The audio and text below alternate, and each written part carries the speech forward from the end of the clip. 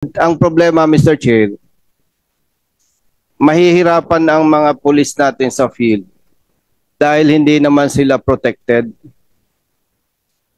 Marami dyan gustong magtrabaho ng tama, pero siya pa yung mamalasin. Because there are other instances also na makita natin na sometimes ang chief of police sa munisipyo parang personal bodyguard ng mayor, dikit ng dikit. Isa pong issue na dapat itackle or i-address natin, paano natin po proteksyonan yung mabubuting pulis, yung majority. Mayor ng isang munisipyo at saka ang provincial director, ipaalam pa natin sa governors at saka mayor.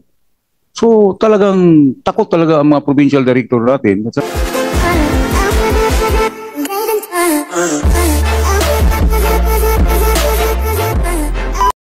Okay. Sige, before I proceed with my different queries, So, the chair would like to recognize Congressman Posita for your interpellation. Thank you, Mr. Chair. Sa ating lahat, good afternoon po. Mr. Chair, actually, para sa akin po, there are bad and good police personnel. Ang mas marami pa rin dyan yung good personnel sa PNP. And ang problema, Mr. Chair, mahihirapan ang mga pulis natin sa field dahil hindi naman sila protected.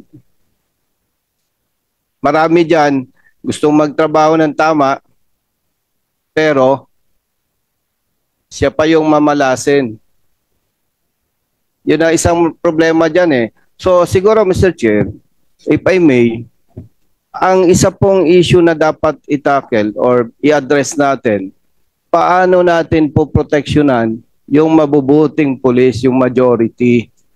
Kasi nga naman, mas malakas pa nga dyan yung mas influential pa, Mr. Chair, yung protectors, yung involved dito sa ganito. Dahil sometimes, or most of the time, pag sabi nating nasagasa, magbubulong kay mayor, magbubulong sa taas, masisibak pa yung tao na yon.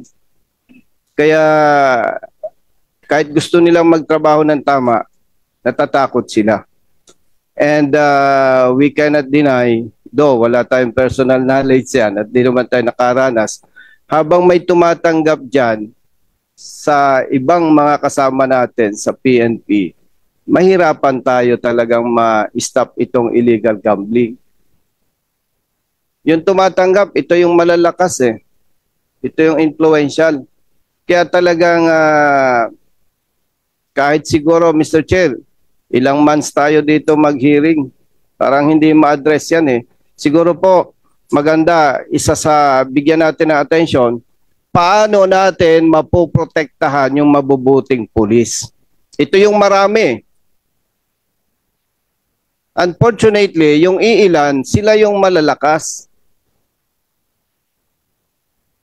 Kunwari, chief of police ka, nagtrabaho ka ng tama, baka mamaya lang, relieve ka na. Provincial director ka, nagtrabaho ka ng tama, tawag lang. So, dapat ma-address to na pag nirelieve, sinibak, dapat, Mr. Chair, maimbestigahan. Bakit siya nirelieve? Anong dahilan? Ngayon po kasi ang nangyayari, text or call lang, sibak ka na . Kaya itong mabubuting pulis, natatakot. Natatakot. Andyan, yung mga kasama natin. So, my point, Mr. Chair, is sana kung gusto natin pigain itong mga regional directors, provincial directors, chief of police, tingnan natin paano po natin sila po protektahan. Yun yung isang problema. Pangalawa, dito po sa STL, yung mismong operators na may lisensya, meron silang illegal at may legal na trabaho. Pag naman nagtrabaho si police, nauuwi din sa wala. Mahina ang pwersa nila . So siguro sa PCSO, mag-ano rin po kayo ng design na monitor ninyo yung illegalista sa loob mismo. Huwag nating ipabalikat sa pulis yung mahirap na trabaho na hindi naman nila kaya, na kung saan may nagpuprotekta pa na nasa loob mismo ng PCSO at nando sa ibang mga iba. Hindi naman lahat. Nando sa ibang mga elected officials. So, ang gusto ko pong i-point out, Mr. Chair, again, dapat kung mag-demand tayo ng trabaho ng pulis, mag-design po tayo, Mr. Chair, na kaya natin silang protektahan. Siyempre, mahal po nila yung karir nila eh. Hindi naman maging pulis yung mga yan kung BO-BO. Siyempre, diskarte lang. So, yun po, Mr. Chair. Tingnan po natin ano yung protection na kaya nating ibigay sa pulis natin. Otherwise, kung hindi natin makita yung protection na kaya ibigay sa kanila, I think we are wasting our time, Mr. Chair. Thank you. Okay, the good gentleman from Bukidnon, Congressman Jonathan Flores would like to interject. Go ahead. Thank you, Mr. Chair. That's a very good point raised by Congressman Busita. No? But again, it's also, sometimes kasi, Mr. Chair, it's also a legal and a moral dilemma on the part of the officer himself. Should he follow or should he do what is legal? Should he do what is right or should he be pressured by the politicians?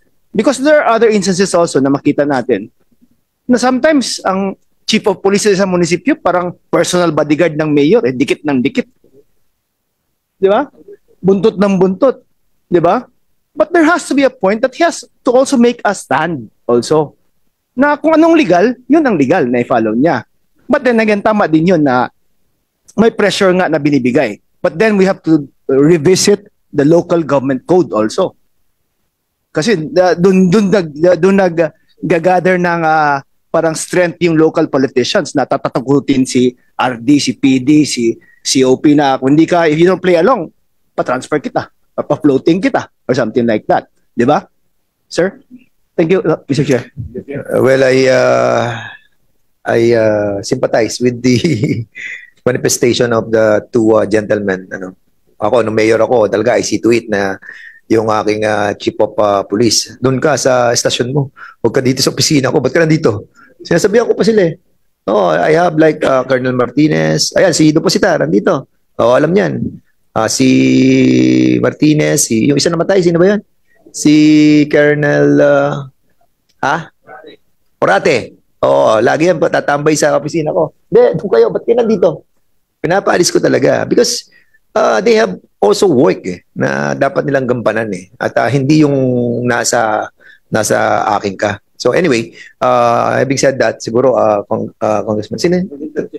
Mag-interject si Congressman Rehencia. Before recognizing Congressman Erwin Tulfo. Okay. Thank you, Mr. Chair. Sa batas kasi natin, Mr. Chair, is conflicting masyado Dahil sa local government code, ang mayor ng isang munisipyo at saka ang provincial director, ipaalam pa natin sa governors at saka mayor. So talagang takot talaga ang mga provincial director natin at saka yung chief of police. Dahil may power naman ang mayor. Mag-submit ang regional director ng 3 pangalan doon sa governor para from the 3 names, doon magkuha ang isang governor kung sino maging provincial director o sa mayor kung sino ang maging city director niya. So conflicting talaga. Conflicting ang maliban lang sa regional director na pwede makakat ng order yung chief PNP kung sinong ilagay niya doon sa sa region na yan. Saka nandito na rin lang tayo, Mr. Chairman. Gusto ko na lang ipaabot sa lahat ng mga regional director na gumagastos ng malaki ngayon na hindi lang tayo mag-focus sa illegal gambling. Bigyan din natin atensyon yung illegal drugs. Yung droga ngayon, talagang nag-observe ako na marami na talaga ang droga ngayon. Hindi lang sa distrito ng iligan, kundi buong bansa na. No? Saka nakakalungkot pang i-observe natin, ang mga ibang kapulisan, ilan lang yan, ay nai-involve pa sa mga illegal o illicit activities, lalo na sa droga, illegal gambling, na mayroon silang ano doon. Katulad nung imbestigahan natin, Mr. Chairman, tumanggap ng pera. Tinanim na yung mga hindi lang pulis, with due respect sa mga general, hindi lang pulis, naging agriculturist pa. Nagtanim pa ng mga ebidensya. Nakakatawa, pero yun ang iba kasing mga kuan natin, yung mga officers natin ay gustong abutin yung buwan na hindi naman kaya niya abutin. You live in accordance with your salary. Swerte nga kayo noon, ngayon, dahil malaki na ang sahod ninyo. Kami noon ni Sir, ang silo kung pumasok ako ng sundalo is only 225 per month. Yun lang. Mas lalo na siguro si Sir.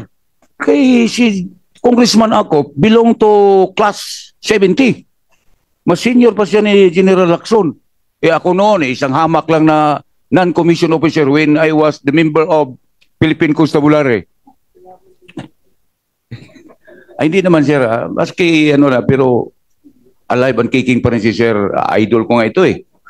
Idol namin ni Chairman. So, ganun lang. Para maski saan kayo ilagay, kung gumawa kayo ng matino, walang makano sa inyo. Lalo na yung mga RD. Ako nga, nakatikim ako ng awardee ako, December 4, as the best company commander of Misamis Occidental. December 8, na-relieve ako, hating gabi. Dahil nilabanan ko yung isang sindikato doon. Kami ni Sir, nakatikim kami ng ganun. Na kung gumawa ka ng matino, ikaw pa ang tatamaan ng kaso, ikaw pa ang ma-relieve. Pero sa akin, never mind. Kaya nga naging mayor ako sa Iligan City dahil sa record ko. Wala akong ibang organisasyon, pulis lang talaga ako. Tumakbo ako with 60,000 pesos cash in my hand. Bakit ako nanalo? 3 terms. Nakulong nga lang. Nakulong ako 1 year, 3 months, 18 days, 2 hours, 47 minutes, and 36 seconds. Hindi ko pa ginawa yung krimen.